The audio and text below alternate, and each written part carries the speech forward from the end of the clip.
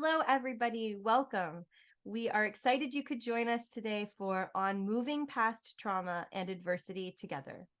My name is Alex Elliott, and I'm the Senior Manager of Events and Engagement for the Public Programs Department of California Institute of Integral Studies, which is a nonprofit university located in San Francisco. While I recognize we are all joining from different places all over the world, as a representative of CIIS, I want to acknowledge our debt and gratitude to the Ramaytush Ohlone, who are the original peoples and continual caretakers of the San Francisco Peninsula. CIIS's campus is located on the traditional unceded lands of the Ramaytush Ohlone, which they call Yelamu. In the Ramaytush Ohlone language, Yelamu identifies both the people and the territory. This acknowledgement is just one very small step towards being in deeper connection and relationship with Indigenous tribes and organizations in our own community. And it does not begin to acknowledge all of the native lands, languages, and territories where you are right now, or where you live and work every day. I want to take a minute to invite you right now to acknowledge the land where you reside and to commit to learn more about the Native communities near you and support their work. If it feels right for you to share where you're coming from in the chat or share about Native communities where you are, please do. And if you're not sure where to begin, we always recommend native-land.ca as a starting resource. Before we jump into the conversation, I have a couple of general tips and troubleshooting items to go over. We are having a live Q&A after the conversation tonight for anyone who's watching live. So please submit your questions at any time using our web form, which is linked in the event description just below this video. We will be pulling questions that were submitted on that form after the talk, and we'll try to get through as many as we have time for. We do have automatically generated captions enabled for this event, and you can toggle those on and off using the closed captioning button right in YouTube. As you may have noticed, chat is enabled for this event. Please note it's not being moderated and our presenters cannot see the chat. If you choose to participate, please be respectful and avoid any language that could be offensive or insensitive to others. Chat's not required to fully experience this event, and you can turn it off at any time. And we really encourage you to do so if you find that it's negatively impacting your experience in any way. If you do have any issues with your audio or video, we always suggest that you start by refreshing this page. And then if you're still having issues, you can adjust your video settings and lower the video quality right within YouTube. Now, let me first introduce our presenters, Minaa and Janae, and then we'll get right to their conversation. Janae Johnson pioneered and leads the unique effort to bring mindfulness into public health practices and programs through the Trauma-Informed Systems of Care initiative in the San Francisco Department of Public Health. Janae is the founder and curator of The Right Within Experience, a mindfulness immersion program that reclaims humanity, joy, and well-being for people of African ancestry through mindfulness practices. For 15 years, she served as the director of the San Francisco Black Infant Health Program. She's a professional co-active coach and certified trainer and practitioner in mindfulness and emotional intelligence based on the latest neuroscience. She's also a HeartMath certified trainer, emotional emancipation circles facilitator, and certified to teach FEM, a meditative movement and wellness modality for women. She's a keynote speaker, workshop curator, coach, and consultant with Sankofa Holistic Counseling Services in Oakland, and on the advisory board of Search Inside Yourself Leadership Institute. Minaa B is a licensed social worker, mental health educator, and author of Owning Our Struggles. She's the founder of a mental health consulting practice where she collaborates with organizations to help them develop psychological safety. Additionally, Minaa runs an advice column called Free Therapy for Cosmopolitan Magazine and is also a member of the Mental Health Advisory Committee for Wondermind, a mental fitness company co-founded by Selena Gomez. She is an expert in her field and has been featured in various media outlets, including Red Table Talk, Peace of Mind with Taraji, BBC, Essence, and others. Minaa resides in New York City. And now it is my absolute pleasure to turn it over to Minaa and Janae. Thank you so much, Alex, and good evening, everyone. Minaa, it is a pleasure to be with you tonight. as I have had the privilege of reading and listening to you on Audible, which was such a treat. I was taken by your stories and the wealth and depth of information you provide your readers. And tonight, I would really like our audience to get to know you through your stories as we explore the topics in your book. And at the end of our conversation, engage our audience with a gratitude journaling prompt from your book. But first, by way of some fun connections, some things I learned we have in common. I am a tall woman also. I am also from New York, and my family is also from the Caribbean, from St. Martin. And my mom is the one who attended NYU, class of 1954 girl, okay? Wow. So she was there when there was like a handful of Black people, and she is a social worker. Okay. Wow. So we have all these beautiful connections. And another fun fact, if you will, I am a Girlfriends and Sex in the City fan. These are all delicious things you got to get from her book, y'all. Okay. And I watched I think there was all 95 episodes of Sex in the City during the pandemic, just like so just some wonderful fun connections that we have behind the curtain. I love that I discovered your book on Audible and could hear your beautiful voice with your gentle New York accent. It was music to my ears, and we will definitely have others experience you. Now, I was so intrigued by the title of your book, Owning Our Struggles, A Path to Healing and Finding Community in a Broken World. What is it to own struggle? And why did you frame this work around struggle? Well, one, thank you, Janae. I'm happy to hear all the different things that we have in common. That makes this conversation even more exciting. But to answer your question, as a therapist, and I worked treating clients who struggle with depression, anxiety, and trauma. And the number one thing that came up in every session was a particular struggle that each client was trying to navigate. But one of the things that my clients realized, and what I even realized in my work, is that we can't navigate these struggles by ourselves. Hence why they were coming to me to see a therapist, because they needed support. Even outside of the therapy room, maybe they were trying to get support from a friend, a partner, even their parent, right? Someone that was in their community, or realizing that they didn't really have a community. And so when I decided to name the book Owning Our Struggles, this was really all about reflective work, learning to look inward, learning to build resilience versus learned helplessness, right? Feeling as if we are powerless people, because we are not. How can we really be reflective of the things that happened to us and find healing in that? But also realizing that that healing cannot be found alone. It has to happen in a community. That's beautiful. And I just want to say to the audience that there are so many practices and opportunities for reflection in Minaa's book, where she encourages us to go slow, to stop, to pause, to answer questions, to journal.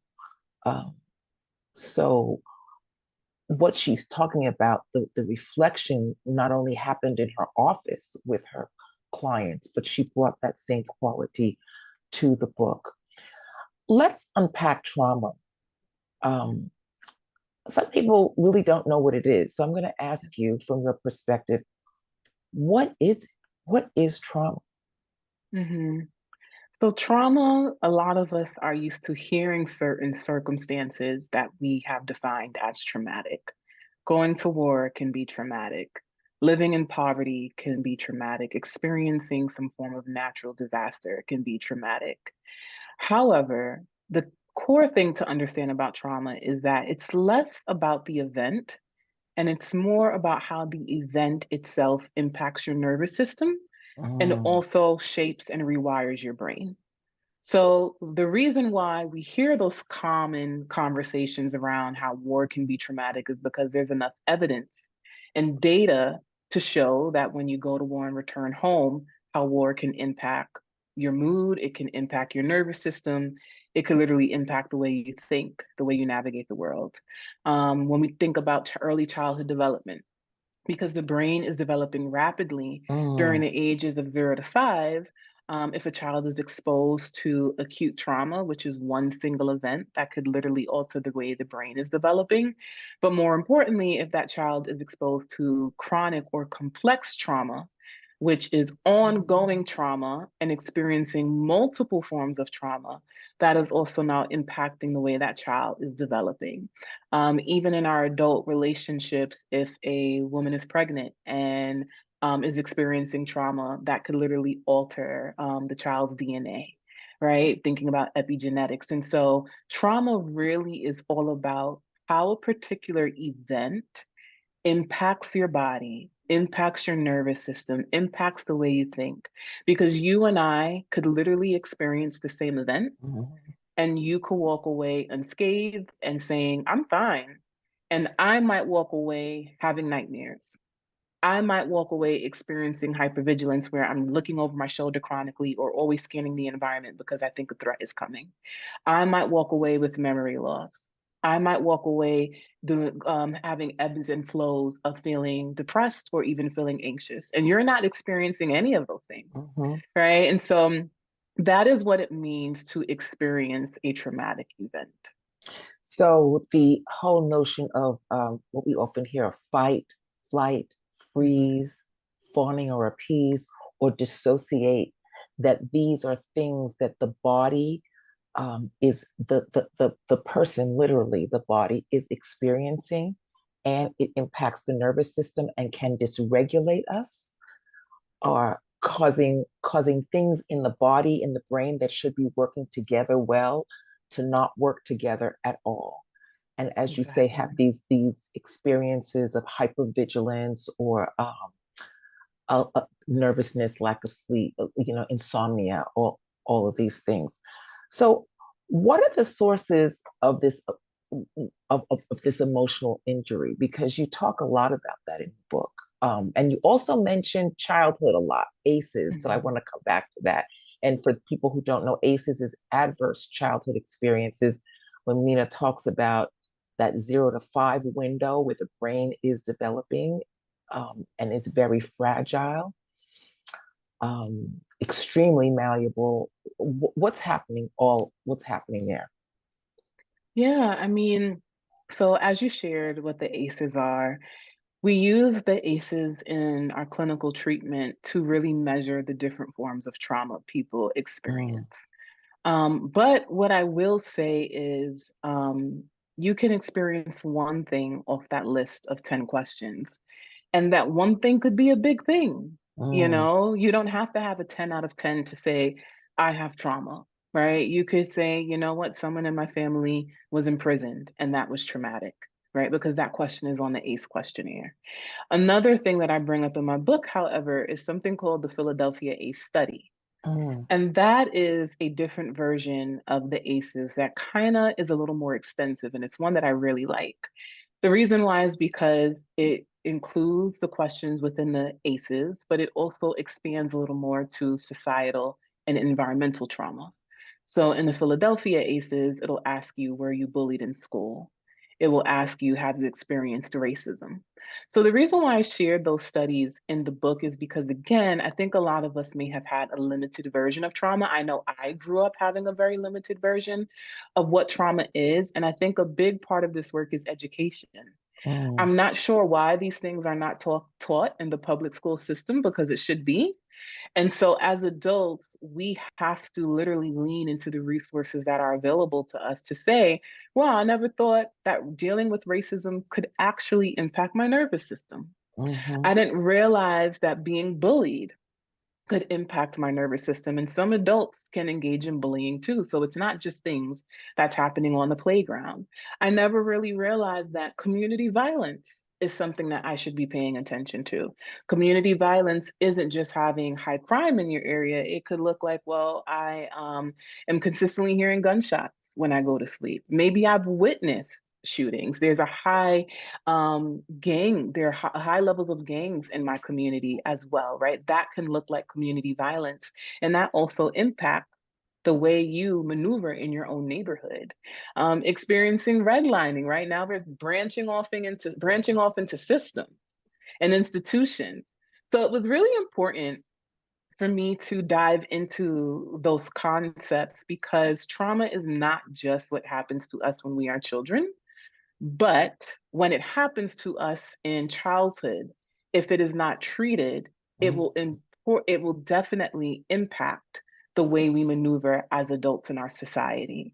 And so it was really important for me to talk about the different things that we experience in childhood. As in my book, you see, I wrote, a lot of people think that during the ages of 0 to 5, children are thinking of their ABCs and their 1, 2, 3s, and learning shapes and learning what animals make which sound. But what they're also learning is what love looks like, what love feels like, what care feels like, what emotional support looks like. So that means they also and are going to be impacted by abandonment, emotional neglect, physical abuse, mental abuse.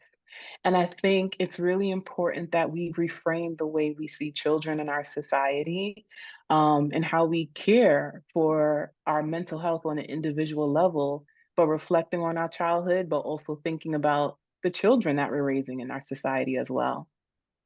I'm going to ask you to talk a little bit about the nervous system because from I grew up in New York too, and I feel that I'm from Shaolin, home of the Wu-Tang Clan. Just, but there were certain things that I experienced with my family. My dad was an alcoholic, and so that there was violence in the home, not with the children, but with he and my mom. And I always felt for many, many years that my nervous system was just a little hypersensitive. And fast forward into adulthood, I felt that I took that anxiety into my motherhood, actually.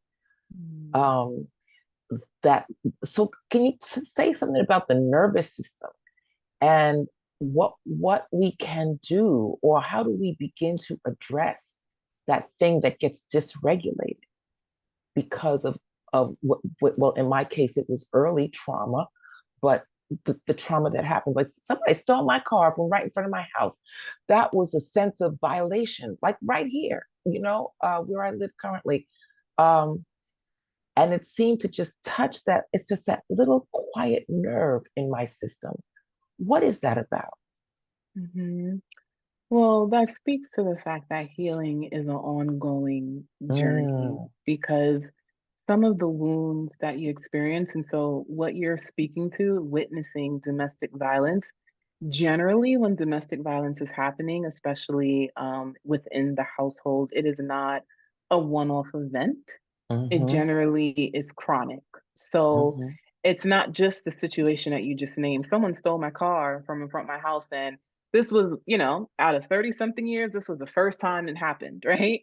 Your nervous system is still going to have a reaction to it. But when you witness something ongoing and it is repeated, and it is also happening during a time where you need safety, where you need to know you can trust your caregivers, where you need to know that you can trust that they will nourish you, respect you, love you, that can be deeply wounding, mm-hmm, right? And so it's really important to start there, because when the nervous system is chronically, and this is why complex PTSD can be really difficult to navigate, mm-hmm, because it's ongoing and it's chronic, and especially because it also develops different forms of trauma, right? And so when you're witnessing domestic violence, that's not just the single event you're experiencing, you're also experiencing what might feel like abandonment. You're also experiencing what might feel like neglect. mm-hmm, Um, and so when it comes to repairing the nervous system, it's really all about being intentional about what it looks like to treat that wound. If someone shows up to a hospital with an open stab wound, the doctor isn't just going to say, all right, let's put some alcohol on it and then put a Band-Aid on it. Then you can go home. No, you most likely are going to need to treat that with some antibiotics and then also be stitched up. And depending on how severe that wound is, you might need extensive treatment. And so it's important to pay attention to the different forms of traumas we've been exposed to and how that impacts our nervous system. Because again, going back to what trauma is and the event that took place and how it impacts us, what I might need for my emotional care and my treatment plan might look different from you, despite the fact that we both have a dysregulated nervous system. So when it comes to those practices, which is why I was very intentional about outlining practices all throughout my book, is because this work is daily. This is daily work that we have to commit to, and this is work that we have to be intentional about. Sometimes repairing our nervous system looks like engaging in healthy co-regulation. So what you're also speaking to, going back to domestic violence, that's already a sign of unhealthy co-regulation, right?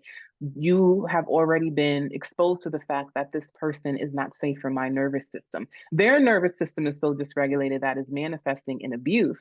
So there's no way that they can calm me down when they are the threat in my environment, right? So how can we heal from trauma if I'm consistently exposed to it?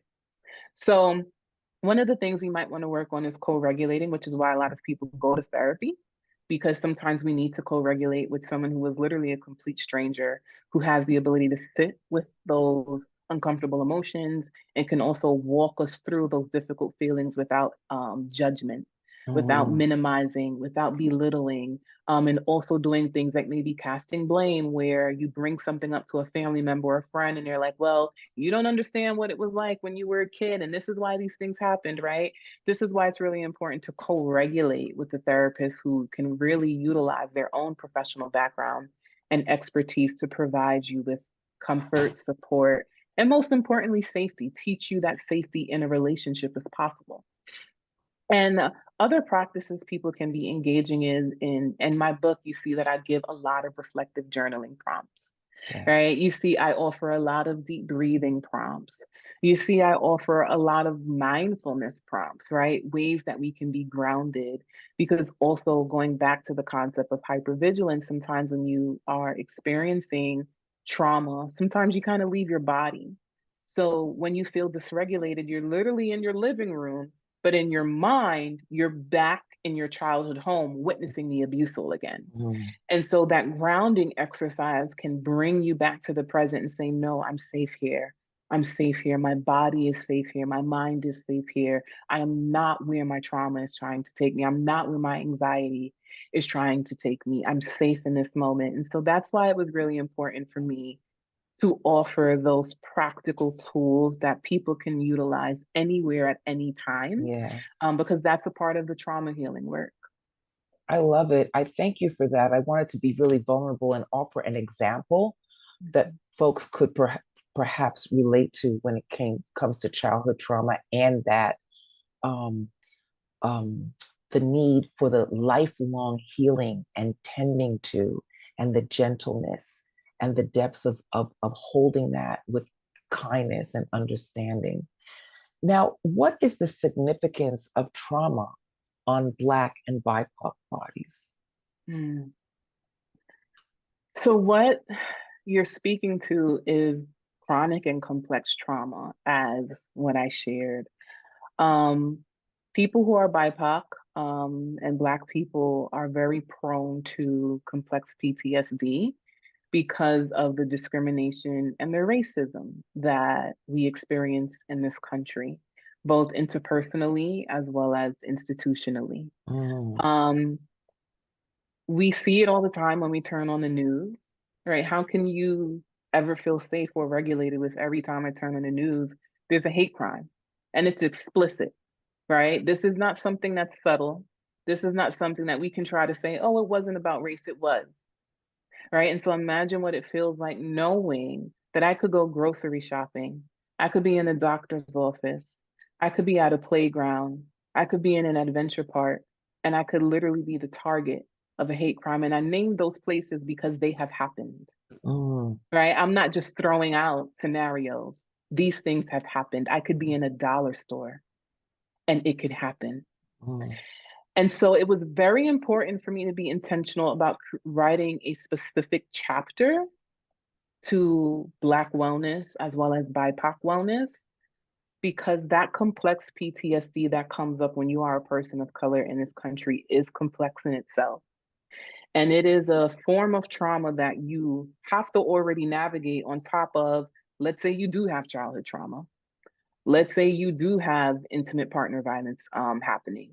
Let's say you do have all of these other traumatic scenarios happening and you still exist in a Black body, right? And so it was really Mm. pivotal for me to create a body of work that really shed light on this topic. Because as a therapist, I know I got tired of reading books that did not name my Mm. experiences. And so I said, I have to be the one to write it. Mm. Because when we're talking about trauma, we can't have a whole list of things and not include racism, right? And not include those institutional and systemic practices that are also rooted in racism, right? We can't talk about trauma and not acknowledge our country's history when it comes to enslavement. And I don't want to hear slavery ended, no, because it just manifests in our systems and our laws, right? And so it's just very important for people of color to be very, very intentional about utilizing those practices that I shared, but also being very intentional about cultivating joy. You hear it in the Black community all the time, Black joy, right? Black girl magic, all of these things that we have claimed for ourselves, because we know that if we don't proclaim these things over our lives, we can succumb to these systems, right? Because it's not just, again, interpersonal. I could walk into a doctor's office and be treated one way because I'm Black. I can walk into a doctor's office and we see the rates of women who die during childbirth. We see the way the system is set up where doctors underprescribe Black patients because they believe we have a high tolerance of pain, right? So these are all things that, one, I wrote that chapter for Black people to know how to heal, but I also wrote that chapter for white people, because you see in the introduction of my book, I said, I don't want you to shy away from things because they're uncomfortable. And I think discomfort is why, as a society, we still see these systems enacted and we still see this interpersonal trauma that consistently is ongoing, because we have white fragility and we also have these other fragile systems that are happening where people don't want to hear the truth. So there are people who will still say, oh man, this country has come a long way. Are we not paying attention to what's happening in Florida, where they're trying to say people who were enslaved benefited from slavery? Are we listening to the That same narrative is so ignorant. It's ridiculous. It's right? ridiculous. And so for me, this is what I mean when I say community. Mm-hmm. If you want community, you have to pay attention to the type of community member you are. You have to pay attention to the belief and the ideologies you bring to community, because you bring your full self to community. Mm. So if you have bigoted beliefs, how are you and I going to be in relationship, Mm. right? If you have oppressive beliefs, how are you and I going to be in relationship? And you have these beliefs, but the problem is you don't want to work on them. Right? It's one thing because unconscious bias is real. We all have unconscious bias, which is why learning and unlearning is going to be a part of our journey for a lifetime.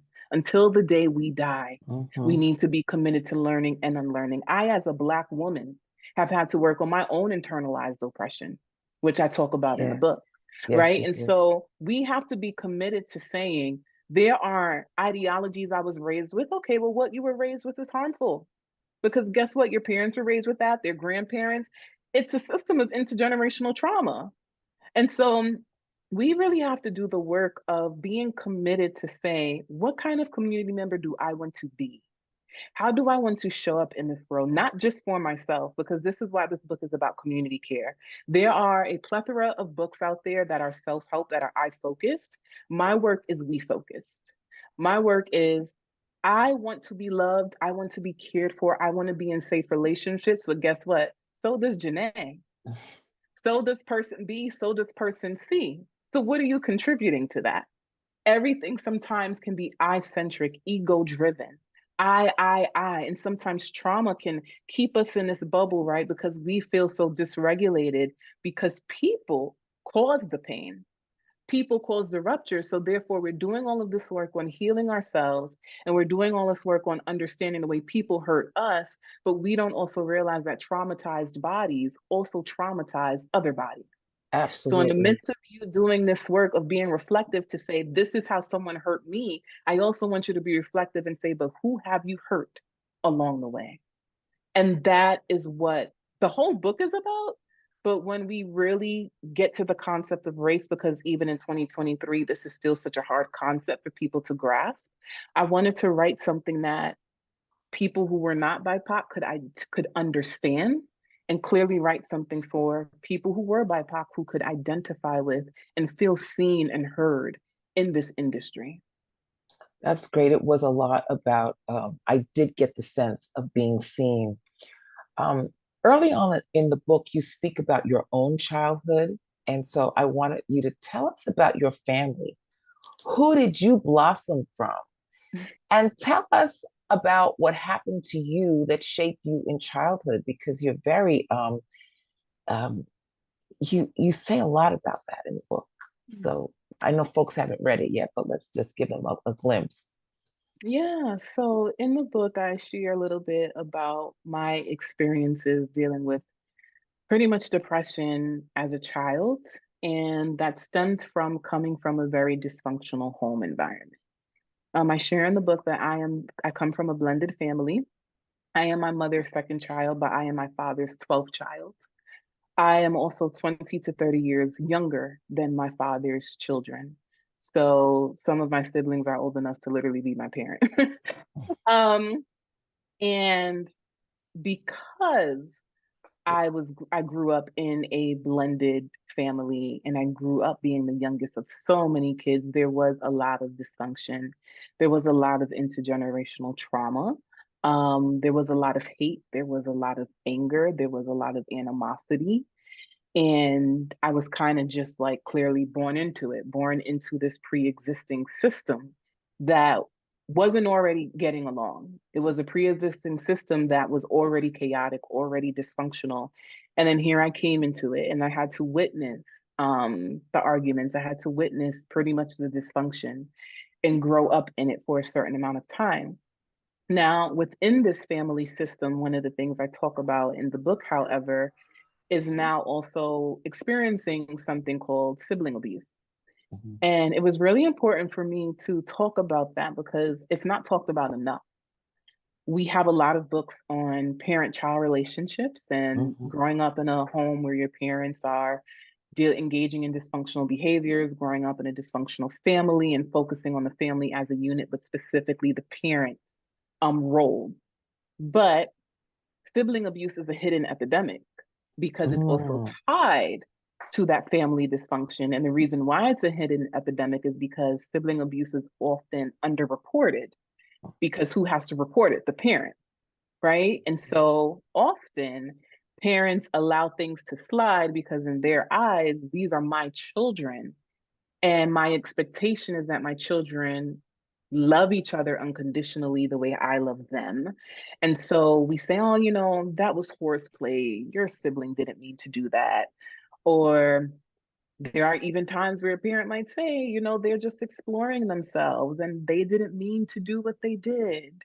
Right. And so I started to experience what started off as sibling rivalry that turned into sibling abuse, and that deeply impacted my self esteem, especially because I was already dealing with bullying outside of the home. So when you go to school as a child and you're experiencing bullying, you expect to go home to a safe environment. But I didn't get the opportunity to do that because I had to share this space with a sibling who was abusive to me, who was bullying me in the home and just was dealing with their own emotional stuff and taking it out on me. So that just deeply impacted me to the point where I grew with a lot of anger. When I think of my trauma response as a child, I'll be honest, y'all, my trauma response was fight. My trauma response was fight, because when you're dealing with someone from a very young age who can be very abusive, very manipulative, just very, very unsafe. I used to have a very people-pleasing personality, and then I don't know what happened, but one day I said, listen, I can't take this anymore. And so it grew into me having a lot of anger, a lot of rage. And by the time I turned 16, I was just filled with so much anger, so much hate, so many negative feelings that it impacted my desire to be here. And so I started to engage in cutting as a form of self-harm, but it actually started off as a suicide attempt. What helped me heal was realizing that the people around me, my friends, my community, outside of my home, I remember one time going to my friends and saying, do you feel these things? Do you think these things? And they said, no, Minaa, I don't relate. I don't understand. And I know in our current society, there's this movement around like not being alone, right? Because vulnerability is important and commonalities can really shape how we move through the world and our healing process. But for 16-year-old me to just give my own story, I needed to hear that I was alone. And the reason why I needed to hear that was because I needed to know what the other side of my hurt and depression looked like. So when my friend said, I don't relate, these are the emotions I have, I've never experienced them, I said, okay, so that's the goalpost. So if you are telling me that you haven't experienced this thing, that I have something I can work toward. And so that was my mindset. And that is what made me eager to heal. That is what made me eager to say, you know what, if you could have a satisfied life, if you could have a happy life, why can't I? You know, I believe we are all worthy beings, but my mindset has always been, you're not that much more special than I am. We're all human. We all exist in this human body. We're all going to die at one point. We all have just been given this gift to be on earth for a certain amount of time. So you're not more special than me. So if you could have this wonderful life, why can't I? And that is what helped me do the work that I do. That is what helped me really focus on self-efficacy, focus on building resilience, understanding that I had my own struggles, I had my own traumas, but I said, what is on the other side to this? And that is what led me down the path of being able to find hope and healing for myself. And I'm happy to say that I feel like I did. Me too. I'm happy that you did too. You know, my next question was going to be about, so what was your healing path and how did you liberate yourself to be a therapist? And I do want you to answer that. But I just want to say, what a beautiful soul. What a beautiful little girl. What so into the intuition, the love actually that was really coming through you. And how, when we talk about how important it is about how important the people around us are, that's such a great example that you had people around you who were doing well. And as you say, you could look and see, well, I can have that too. And that is so gorgeous. That is so beautiful and so hopeful for our young women and our young girls. So thank you for that. Thank you for your courage and listening to that little voice. Saying, I want that. So how did you liberate yourself and become a therapist? Yeah, I mean, that played a big role in it.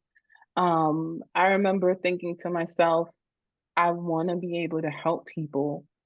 And I think a big part of that was because, you know, during this time, mental health was still highly stigmatized. And I know in our current climate, it still can be, but I think we've made a lot of progress where I think people are more open to mental health. They're more open to going to therapy. They're more open to even talking about it. The fact that we're even having this conversation and there's a platform to host it, right? Where when I was going to grad school, I still didn't see people talking about mental health despite pursuing social work.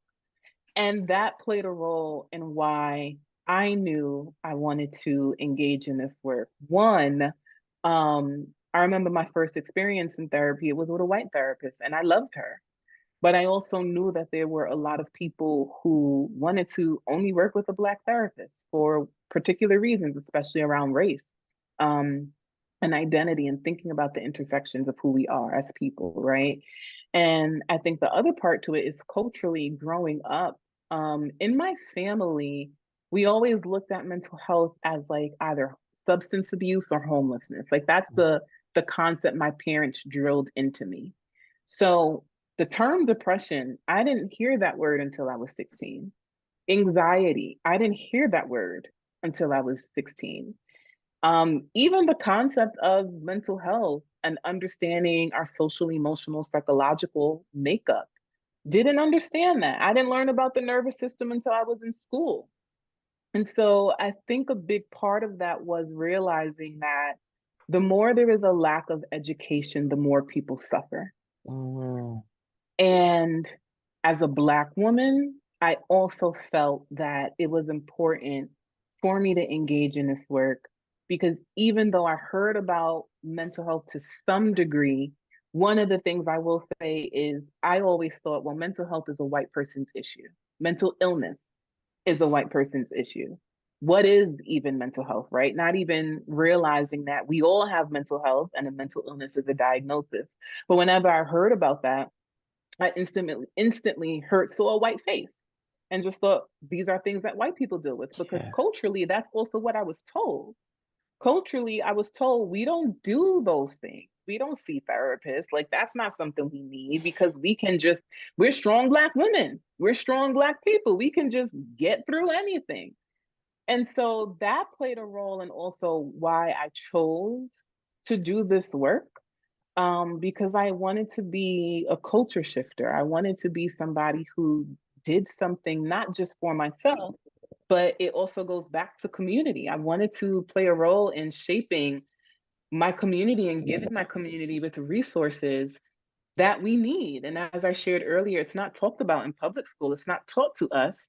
And the less we know, the less we're also capable of finding ways to heal ourselves because we really have no idea. One, what are we healing?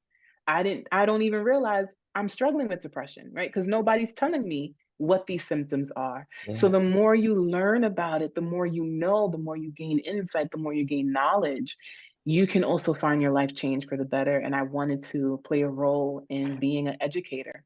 So that is why I chose to be a therapist. That's beautiful. I just hold up your book. I don't know if people could see because my lighting is so janky. Owning our struggles, a path to health, a path to healing and finding community in a broken world. And it's also on Audible. One of my favorite sections in the book is being Black isn't exhausting, white supremacy is. I was like, bam! You've shared such a poignant example of what happened to you and your uncle in Home Depot. Can you tell that story? Yes. So this is chapter 4 in my book for those who are listening in. I was 10 years old and I was on vacation in Florida, Fort Myers to be exact. And in the book, I share that I was in an aisle with my uncle, and these two white male officers started approaching us, and they had like these glares, the way they were just glaring at me. And I looked around and I realized, well, I'm the only person in the aisle, just me and my uncle. Um, I started to feel my nervous system react, right? But of course, at 10, I don't know what's happening. To try to make this story concise, because I want you all to be able to read it to really feel what happened. I remember sending my uncle to get my parents when the officers came up to me because they were like, ma'am, we need to see identification. And this is why in that chapter I talk about adultification bias, because I was only 10 years old. And I know that I always looked mature for my age. I'm tall, y'all. I'm 5'10". And by 10 years old, I was already about 5'6", 5'7". However, 10-year-old me knew when they started calling me ma'am And as for identification, I'm like, okay, I know I do not look that grown. Like, come on. And so I knew that, okay, this is going to be an issue. My uncle is deaf. And so I sent him to find my parents. And when my parents came, they're like, what's the issue? And they said that a woman reported me and said that I had stole her purse and then stole her wallet out her purse. And basically in the book, what I share is that my parents were immediately filled with this sense of righteous indignation where they were outraged, and this woman was nowhere to be found. It was very clear they were protecting her identity. They never asked to see store footage. They never asked if there were witnesses. They never called the manager. And so it was literally me against this woman who was being protected, and I was not being protected. So my parents had to clearly step in and do the protecting. And I share in the book that I remember them saying, this is because we're Black, isn't it? And mind you, I don't even know the race of the woman, but what I do know is I had two white males in front of me, and that was enough information. Mhm. And I remember thinking in the car ride, why did my parents say this is because we're Black? And so when we went home, they had to explain to me what they meant by that. And they had to explain to me that there are going to be things that I experience, and there are going to be people who make judgments about me simply because of the color of my skin. And that really opened my eyes to what it meant to be Black, what it meant to exist in a Black body. You know, I grew up in a predominantly Black and brown neighborhood. I went to predominantly Black and brown schools. So even when I was around white people, because I always felt welcomed in my community, I always just assumed white people are welcoming me too, right? They're not pushing me out. They're not ostracizing me. So despite growing up in this community where everyone looked like me, I was always moving through the world feeling accepted and feeling as if I belonged.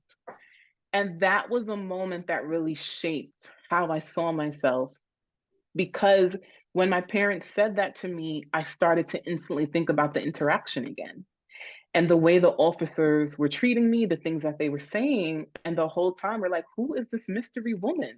And the fact that you're not even asking for additional evidence, right? You're just really drilling it in that I stole something that I know I did not do.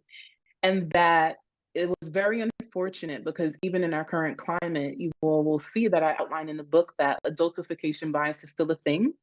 And what that means is when teachers, law enforcement, sometimes parents also do this. It's when they perceive children as adult-like, basically. Yes. And what I knew in that moment when I think of 10-year-old me was I could have faced adult-like consequences, because to them, they did not see me as a 10-year-old child. And they made that explicitly clear when they came up to me and said, "Man, we need to see your identification." And they ignored my adult uncle who was standing right next to me. They did not say a word to him, so they would have never known that he was deaf. They explicitly came to me and said, "Man, we need to see your identification." And that, unfortunately, was my first encounter with understanding what is racism, what is discrimination. But I also share insights into the book about what it means to liberate yourself and find Black joy. Because even 20 something years later, there are still people who look at me and say, probably think to themselves, "Ma'am, you don't belong here." Right. And I think it's just really important to continuously choose yourself and choose joy, because being in my Black body is not exhausting. Those encounters are Yes. exhausting. People who choose to continuously commit to oppressive beliefs and white supremacy and marginalizing other folks, that is what's exhausting. My Yes. existence will never be exhausting. And that is what that chapter really focuses on as well. I appreciated that chapter so much. And thank you for that story of what happened to you, because I know that it has happened to others as well. Mhm. And it's it's not to normalize it, but it's to help us understand, pull the curtain back to understand what's behind it, the biases and the systems, and systems are carried out by people, right? So how do we unlearn this oppression and push against narratives that are so dehumanizing? Well, one, I want to say that this is lifelong work, because I think a lot of time people start to engage in anti-racism work or even healing work, and they think it's a quick fix. And I think our American society has tricked us into believing that they are quick fixes when it comes to our wellness. You can't go into CVS and say, let me go to aisle 6 and just pick up something that's going to make me more anti-racist. That's going to make me, a whole healed person. You have to do the work. You have to engage in resources that teach you different things about your beliefs and ideologies that you carry. You need to read more books. You need to listen to more TED Talks. You need to also learn to be uncomfortable. And I think that is the number one thing. That is often the number one thing that keeps people in this cycle of harming others, because we can, one, engage in defensiveness. We can start blaming other people. And what we do is we say, the only way that I can heal is if the people around me do better, is if the people around me learn to make me uncomfortable. And I think this is very common too when we're thinking about racism and thinking about white supremacy, and when certain white people uphold white supremacy, right? What's happening is I'm encountering this particular person who's making my body uncomfortable. And instead of me doing the work of regulating my own nervous system as a white person, I expect you, Janae, I expect you, Minaa, I expect XYZ to do the work for me. So if I am walking through my apartment complex and I see a Black person, right, trying to get in the building, or I see a Black person fishing, again, I'm naming examples that are real. This is not made up. I see these things happening and I feel frozen in my body because, again, you have been trained your whole life, right? And it's intergenerational. You've been trained to fear the Black body. So I'm not taken aback by you fearing it, but it's also not my job to make you feel better. It is not my job to do your anti-racism work. So what we need to do is say, oh man, I'm in a situation right now where I need to pay attention to my body. I feel frozen. I feel nervous. I need to investigate why I feel that. The answer is not to say, in order for me to feel relief, I need to go up to you and say, I need to see identification. You're parked in this gated community. I'm going to call the cops because I need to see if you live here. You're fishing in this community. There's no way you own property here. I need you to prove to me. And that is what white supremacy does, right? And that is also how racism can somewhat manifest, right? Where we feel such extreme dysregulation that we say the person has to do the fixing, instead of me saying, I have to regulate myself. I have to learn how to manage this discomfort, because it's been drilled in me my whole entire life. When I turn on the news, the stories my family have told me, these are concepts that I'm literally carrying and is stored in my body. And so that is a big part of it, because I think fragility plays a big role in why people stay stuck. We feel guilty, and oftentimes that guilt is because you did do something bad. This is the thing I want people to understand about guilt, because you can experience healthy guilt and you can also experience unhealthy guilt. When I, for example, talk about setting boundaries, right, I will say things like, you don't have to feel guilty for saying no. You don't have to feel guilty to tell someone, you know what, I'm unable to make it to your event, but thank you for inviting me. You don't have to feel guilty for saying, my hours are 9 to 5. So when you ask me to do work at 6 p.m., I can't do it for you, right? Because you are allowed to have agency and advocacy over your life. So you don't have to feel guilty for doing what is right. But again, guilt means I did something bad. We have to own that we're capable of doing bad things. We have to own that we're capable of harming people.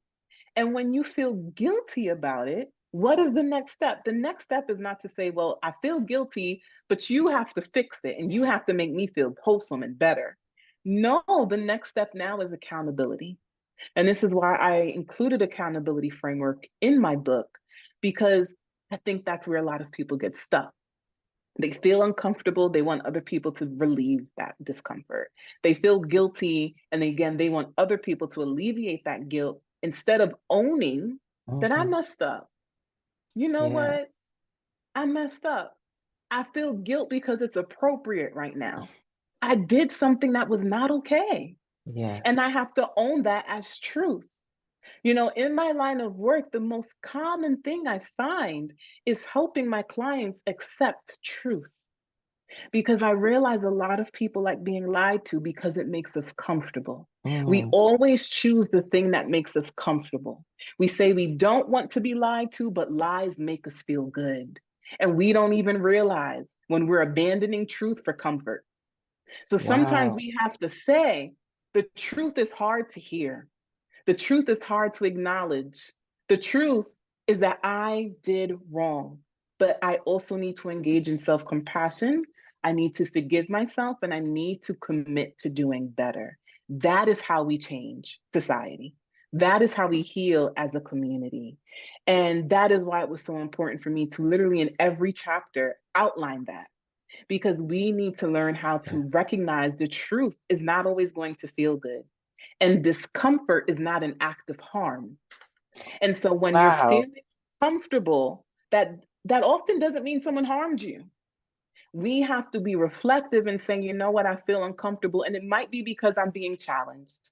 It might be because I'm being stretched. It might be because I'm learning new information that goes against my pre-existing beliefs. And wow, I'm realizing that I have been engaging in certain behaviors, but I can always do better. We can always do better if we choose to. Oh, Minaa, I could talk to you all night, girl. Girl, come on over here. Oh, I'll make dinner. Because part of what I'm hearing, and this is in my lane, and we don't have time to go down this lane, but I'm hearing how mindfulness Mhm. is so important on the healing path. This ability to be with what is and what may be uncomfortable, and be in mind, body, and surroundings, and to hold that with an attitude of that compassion, that kindness, and curiosity, that willingness to continue to investigate it, such that we really come up with what is accurate and what is, if you will, the righteous path. And so I just could see how mindfulness is so important on this journey. I love what you say at the beginning of your book. It's a wonderful quote. I want to read it. Self-care is the bridge to community care, and community care is the bridge to community healing. And essentially, that healing happens in relationships, the same way that the trauma happens inside of relationships, healing happens in relationships. And I love that we can keep in mind that this healing bomb, as you're saying here, is a path to healing and finding community. That it's inside of this community. It's inside of building relationships. Um, you have a beautiful. There's so many things I want to talk about, but we can't. Okay, the intimacy that you speak of in the book. You know, there's so many things that go into us building community, and then having that community grow and grow, and then we be able to impact our institutions, our policies, our practices, our procedures. And we're able to do that because we've done the work. So it does start with the self. I'm going to have you look at page 252 in your book. Mhm. This is the last, like my book is all, can y'all see all these? We just don't have enough time for everything, but that's why you get to go and listen on Audible, or you get to just hold the book in your hands and read it. But let me hear you read Moving Forward with Self-Trust. Yes. Okay. So this is from chapter 7 in the book, and I'm reading the last page, Moving Forward with Self-Trust.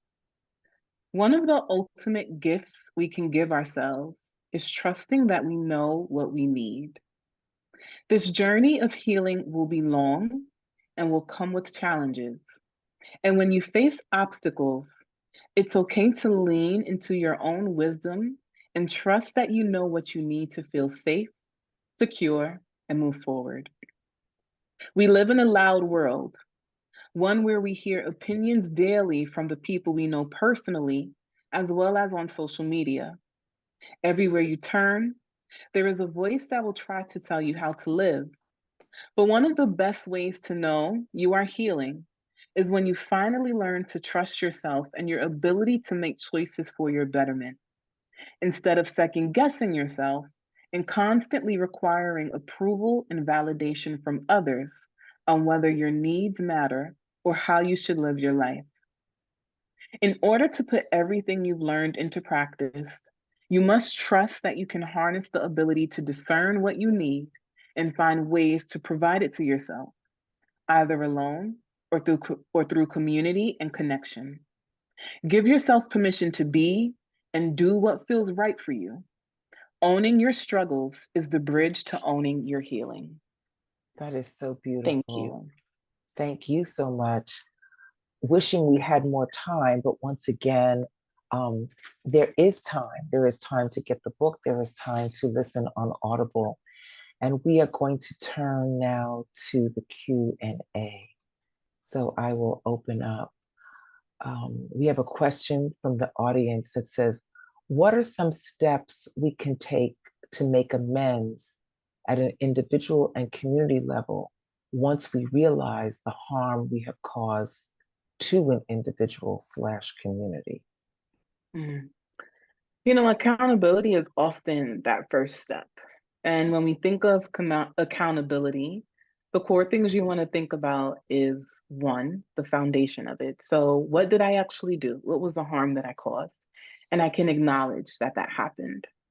The second step is to acknowledge the impact, right? Because often we move through the world focused on our intentions, and sometimes we neglect to pay attention to the impact our behaviors had on other people. And if that impact is negative, that in many ways outweighs the intention. So you had good intentions, but you still caused harm. And it's okay to acknowledge that that harm was caused.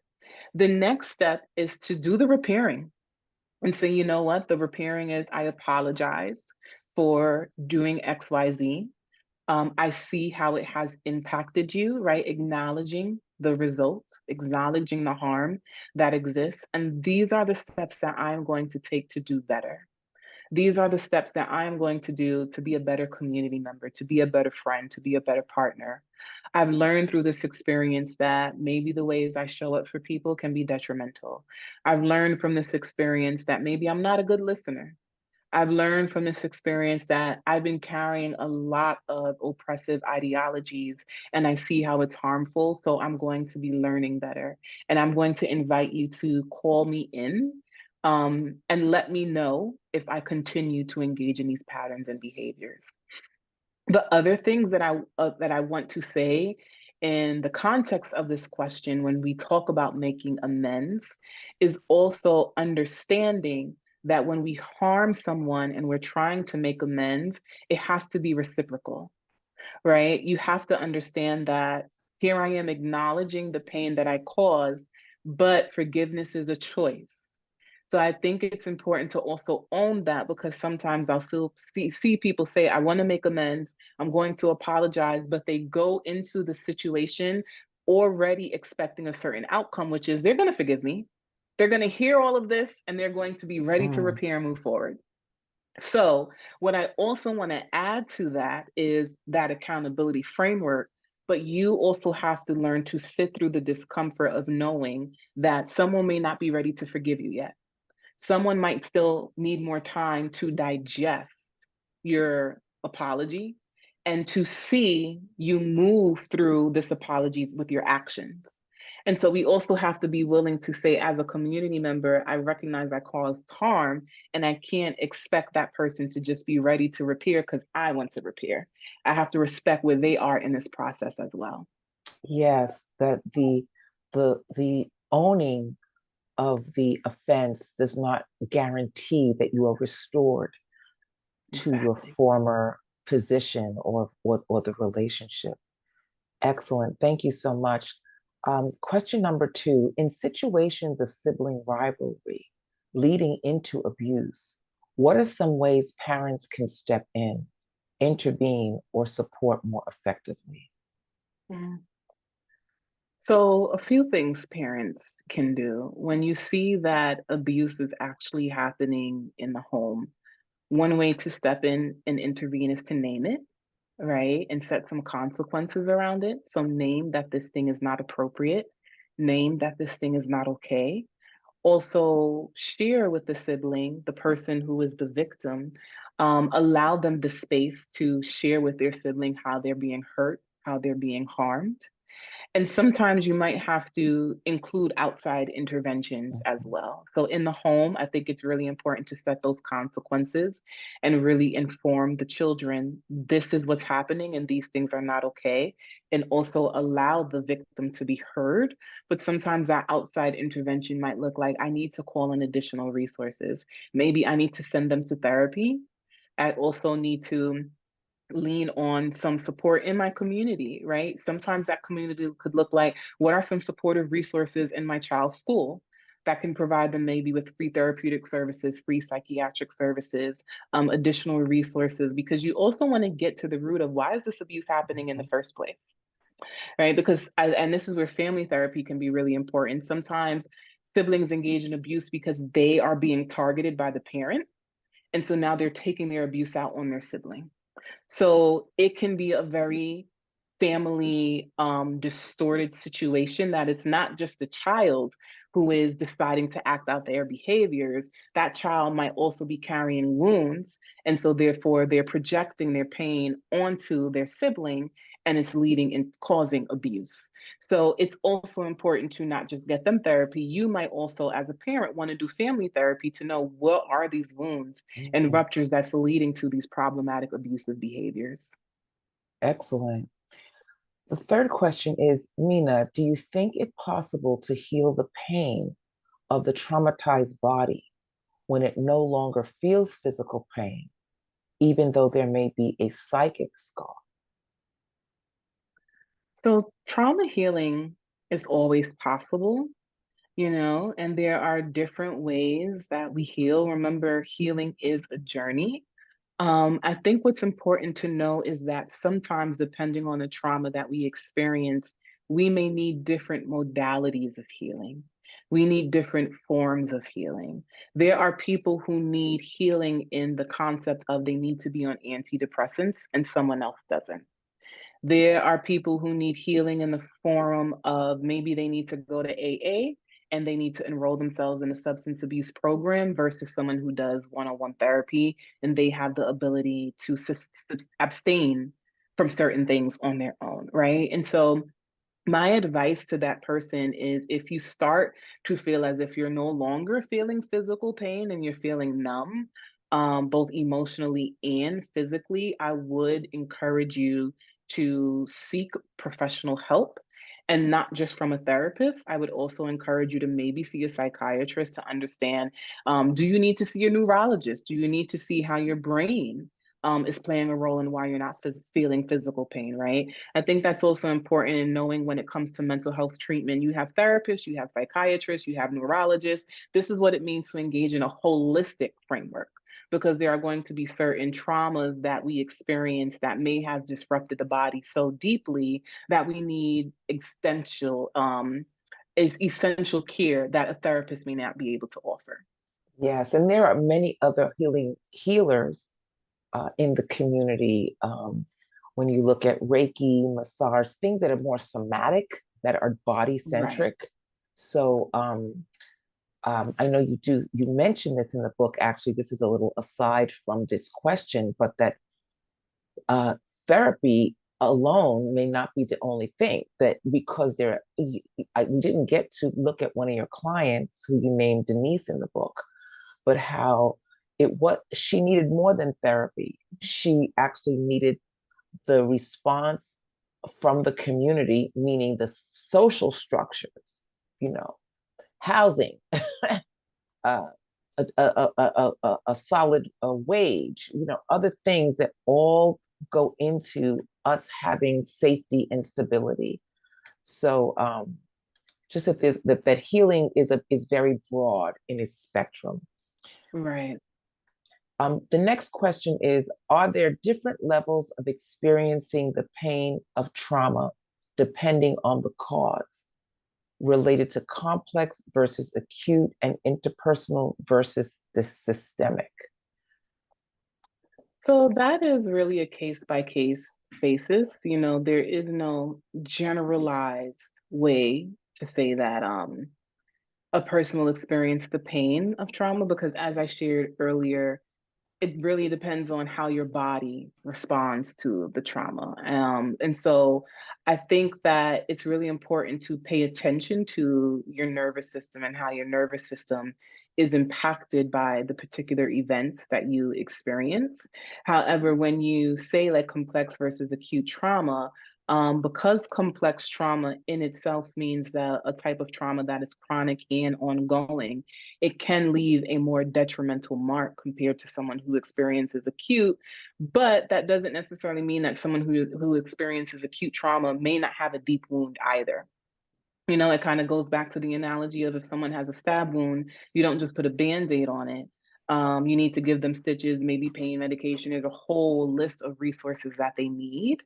And so sometimes when we're dealing with the pain of trauma, there's a whole list of resources that we need to engage in daily, whether it's happening to us interpersonally or systemically, especially because systems are things that we can't change. When you're dealing with certain traumas, you might realize, okay, these are certain actions I can put in place. I can set boundaries. I can meditate. I can do all of these things. But when it comes to systems, emotional coping is the core thing we have to engage in versus problem solving coping.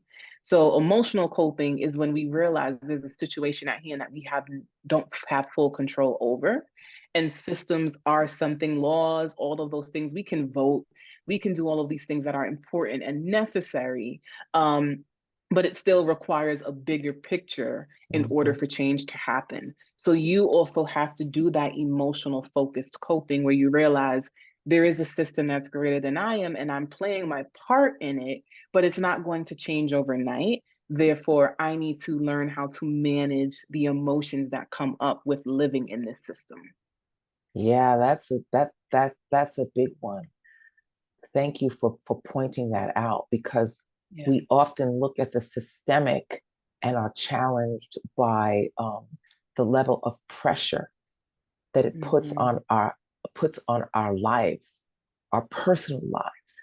And yet, because it's so big, you have to marshal many resources emotionally, and you may have to marshal legal, and you may have to marshal, moving right into question 5, spiritual resources.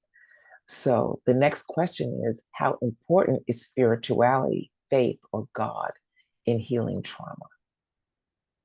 It's very important. Being grounded in something that gives you purpose and helps you find purpose is actually shown to help increase quality of life. Studies even show people who struggle with depression, when they are focused on purpose and when they feel like they have purpose, they have a greater likelihood of being able to manage depression. So when it comes to spirituality, when it comes to faith, when it comes to God, whatever practices you engage in, it's really important to have some semblance of purpose. For us, there are people who their purpose is tied to God, right? There are some people who find purpose in just being able to exist in nature, right? So however it is that you practice faith, however you practice your religion, whatever religion you're a part of, however you practice spirituality, being grounded in something that really helps you feel whole, helps you have meaning in life, helps you wake up and feel more determined to get through the day because you see a greater good to why you're here. You see a greater good to why you're still existing, right? Those things can absolutely help you heal trauma. That's beautiful. I think as we wind down to a close, I'd like to ask the audience to, let's wind down with a journaling prompt from the book. And one of the prompts that I like that was so straightforward is called 3 Good Things. And it helps us. 3 Good Things is a gratitude journaling prompt that allows us to take a look at, just kind of survey our life and look at 1, 2, 3 good things that are happening to us, for us, something that we're engaged in, something that we're experiencing. So I want to give you a moment, everyone, to just take a deep breath. And it's the breath that activates actually the body's calming response. And think of 3 good things that you are so thankful for. Gratitude is a fast track, if you will, to joy. And we talked about how joy is so important on this journey. And you can stick them in the chat. You can put them right in the Q&A. Why don't you do that, even though it's not a question, so that we can see it. Just a couple of things that you are grateful for. Helps to shift our perspective and elevate mood and elevate emotion. So please share what you're grateful for as we begin to close out our evening with Minaa, which was so delicious. I can't wait to meet you. So we're getting any 3 good things, any things that you're grateful for here, please share. Don't be shy.